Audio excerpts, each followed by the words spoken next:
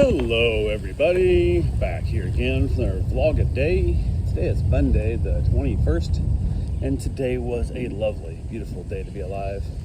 Got up this morning for a decent time frame, got up and around, got out, got the dogs out, jumped in the hot tub for a little bit, got my soak on, and did not have my banana because I'm running low on ripe bananas. And bananas down here in Florida are really weird this time of year because they go from way too green to way too ripe in about 3 days.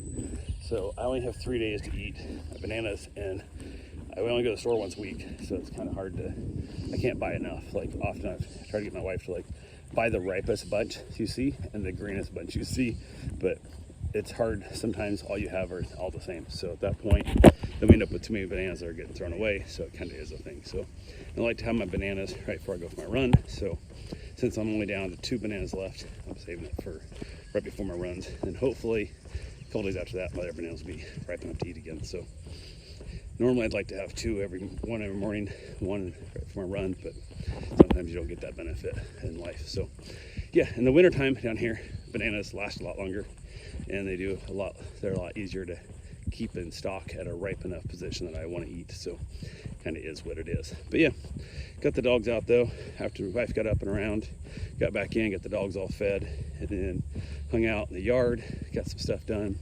It's just been brutally hot. I try not to complain about heat too much because I hate the cold so damn much.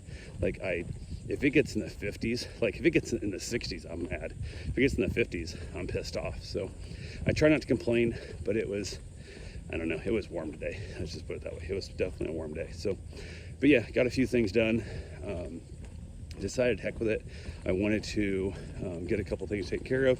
One of the things today I wanted to get done was I wanted to get the oil changed in my car, and I'd knocked the part of the plastic off the front, moving that stock tank in. I drug the bumper on the little dip in front of my yard back in the trailer in, and I don't really care because the car has become my truck. So I feel trucks are designed to go off-road, and if the car can't go off-road with the body panels that are on it, I'll remove some of those body panels, or the ground itself will remove them, and then I'll make it drivable afterwards. So the other day I had my buddy's birthday party. I had part of it had fallen off and drug the ground a little bit, which I was able to just remove it the rest of the way.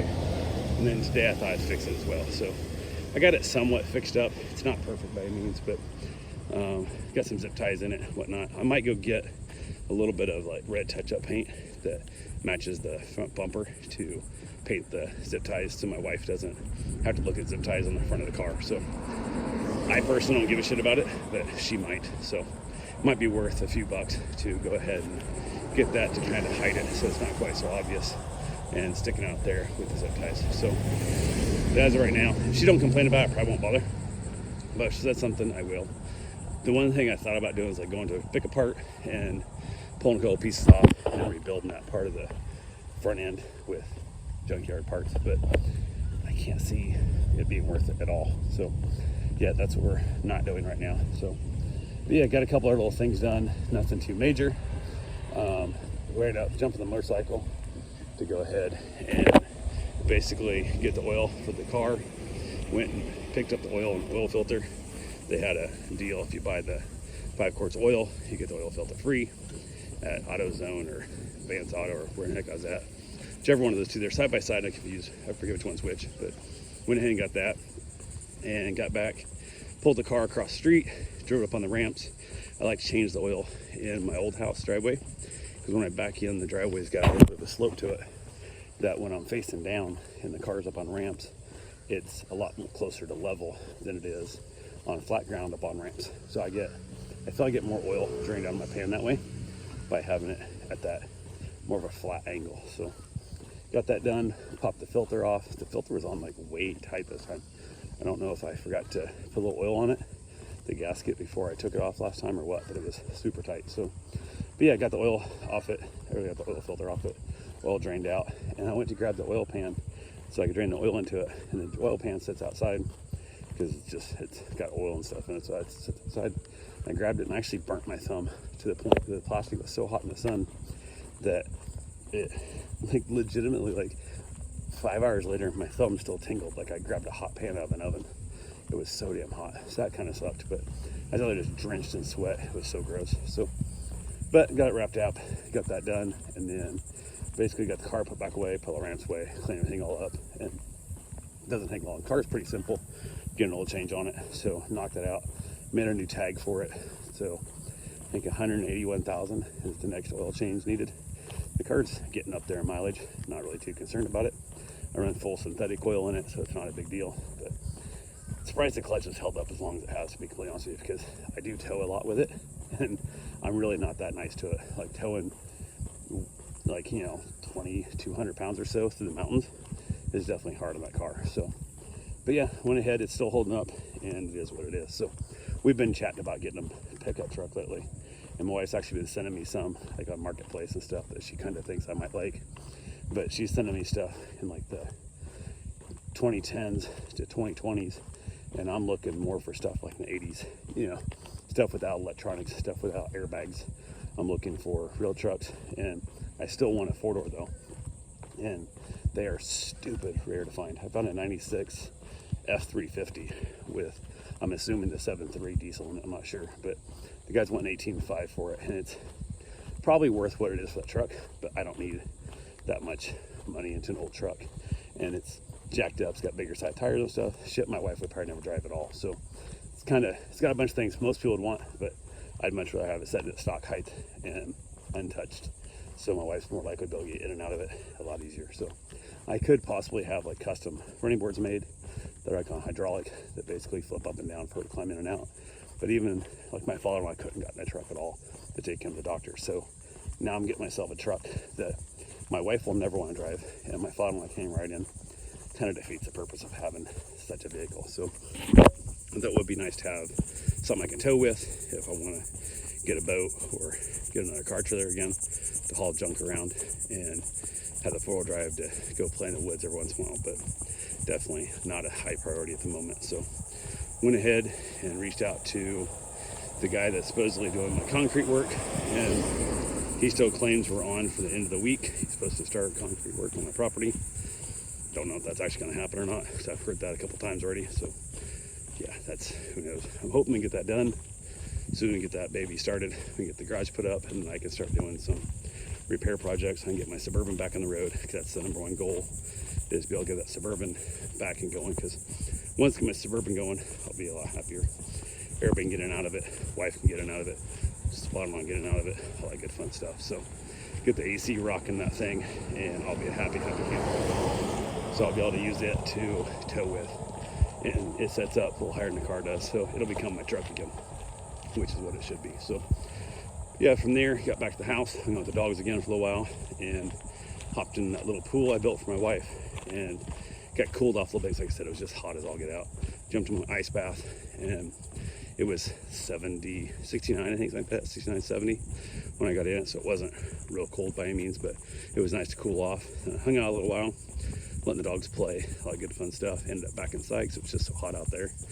And then decided to go get my run in, so we got my run done, and got some good miles put in today, trying to make up for the time I missed when I was having so much problem with my shoulder, and everything was hurting so damn bad that I wasn't running as far as my goal was. I kind of had an unofficial goal this year of running a marathon every week, and which is about 3.7, 3.8 miles a day. That's what it works out to be, and I was definitely not putting those miles in. So, but it's so damn hot, I'm definitely not making up the miles that much either. But I did get, I don't know, almost 5 miles in, I think, yesterday. So I got about 4.5 miles in today. So kind of adding up a little slowly, but it's all gonna get there eventually. So hoping not to have to be running 10-mile days in December, but that'll be a lot nicer then. So as long as I don't get injured, I should be able to still go a marathon a weekend, and it shouldn't be the end of the world to do that. So yeah, hung out there, got done my run, got back, jumped in the hot tub, dumped a bunch more ice in the ice bath, got out of the hot tub. Wife got home from work, I jumped in the ice bath for a little bit, and she chatted about her day. Her day was kind of there was some weird shit happened at work, some stuff I can't talk about because kind of in the, I don't know, kind of non-disclosure shit, but she dealt with a bunch of extra stress that she wasn't expecting to have to deal with today. So And of course the owners are gone, so kind of falls back onto her. And one of the things I actually had to reach out to the owner they were concerned about, and nobody wanted to call and disturb her on her time off. Once like, I want her to make this call. So, and like I even laughed, I'm like, yeah, the thing is, like, a lot of people probably don't want to disturb her because they're afraid they'll get in trouble. And you're basically, they can't fire you. Like, it's the point where like it's impossible to be fired. So you're kind of, she knows 100% you're in it for the company, and you're only out to do what's best for the company, not like ruin her trip, you know, kind of thing. And she's like, yeah, which I guess she's not 100% fireproof, but if she got fired today, I'd be fine with it. So it would actually probably make our life a little bit nicer. It would make it financially a little bit worse, but we'd have a lot more freedoms that we could do stuff. But as long as her dad's still kicking around, she wants to keep that job. So I understand. It makes sense. We're kind of trapped here anyway, so might as well keep working versus making decent money. So, but yeah, we hung out there, got done, decided to have, after I shower, we got some gyro meat or hero meat, or how do you want to pronounce it, lamb and rice, pre-mixed, pre-cut meat, and pre-cooked. Actually, it's got to reheat it in the air fryer. And we put them on, made little gyros, and holy crap, that meat was gross. That meat, it's so bad, I think we might take the other half back to Costco and get our money back, because like, it was really not good at all. And of course, everything's just kind of, I looked over, my wife's like picking the meat off her sandwich to eat just the sandwich, and I'm like, oh, I feel so bad. Like, I picked this stuff out, this was my choice. Like, I felt bad about it. It was only like 13 bucks, but it was damn gross. It was really gross. And I just don't know if it's worth standing in line to get 13 bucks back. So who knows, we'll see. But yeah, kind of is what it is there. So after that, I watched a little bit of Young Sheldon, and then I headed outside and basically had a nice little cigar with the dogs, chilled out there, cooled off decently in the evening. Not really cool yet by any means, but cooled off nicely. And then chilled out, headed in, watched a little Fraser, my bride. And she's like, I gotta get up and get out of here tomorrow morning early. Set my alarm for 6:20. I want to be up at 6:20 so I can get out of here, because she has a bunch of work to do, and she has a meeting she's got to go to at like, I don't know, Chamber of Commerce or something, for some kind of business meeting thing. There's a couple I'm going to, trying to promote stuff. So she wants to get as much work as she can done before she has to go to that meeting. So I'm like, 100%, not a problem. So I went ahead and set my own alarm to help encourage her to get up, because I know she is really bad about sleeping through her alarms often. So don't want that to happen this time either. So yeah, I was like, cool, I'll just do ahead and do that. Just why not? Ain't gonna hurt me any. So went ahead and done that. Got my alarm set also for 6:20. So that way I'll kind of force her to get up and around. So we'll see how that breaks down. But yeah, that's pretty much all we got for right now. I will talk to you guys tomorrow. Have yourself a safe, wonderful day. Thanks for watching.